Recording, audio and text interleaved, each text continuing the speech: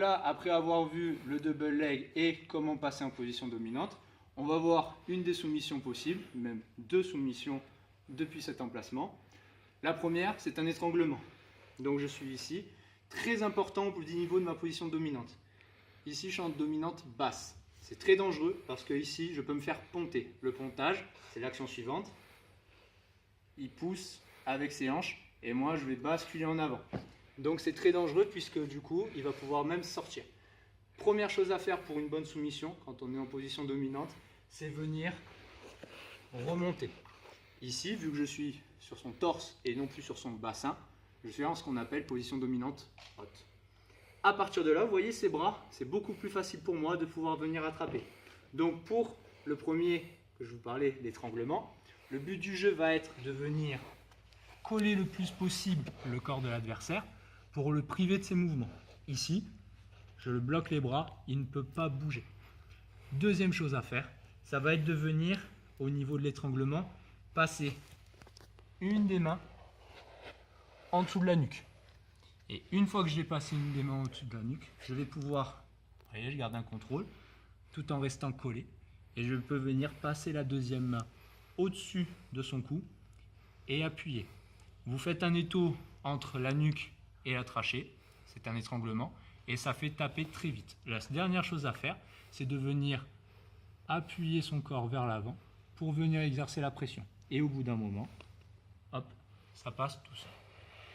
Deuxième solution, si l'étranglement ne passe pas, la jugie. Qu'est-ce que c'est? C'est une clé de coude, tout simplement. Je pars d'ici. Je vais pouvoir venir, même principe, bloquer mon adversaire, toujours dans le but de l'immobiliser. Une fois que je y tiens, ici, il aura beaucoup de mal à bouger. Une fois que j'ai fait ça, je vais pouvoir chercher à attraper un bras. Le bras, je l'attrape de la manière suivante. Vous voyez ici, je prends la préhension bien en dessous du coude. Quand je le tiens, je viens plaquer. Je plaque contre moi de manière à ce que son bras ne puisse pas s'enlever. Si je suis ici qui veut enlever son bras, c'est très facile. Par contre, si je suis plaqué entre ma main, son bras, mon torse, c'est beaucoup plus compliqué. Deuxième chose à faire, c'est d'avoir un bon contrôle. Ici, au niveau de l'épaule, je vais venir me relever. Donc je viens pousser sur les jambes et bomber mon torse. Ici, il est encore moins fort. Dernière chose à faire, avant la rotation, se servir de sa main pour venir masquer le visage. Même principe, on contrôle la tête, on va contrôler le reste du corps. C'est aussi un bon moyen de prendre un appui. Je vais pouvoir venir faire basculer ma jambe. Très important, la jambe doit bien rester collée au niveau du bras pour ensuite basculer. Une fois que je suis ici, vous voyez, j'ai toujours pas lâché le contrôle de ma main sur son bras. Je vais pouvoir venir serrer les cuisses très fort, tendre mes jambes, une jambe au-dessus de sa tête et une qui contrôle le torse. Et ensuite, avec mes deux mains, je viens exercer, vous voyez bien ici le coude qui ressort, c'est très important.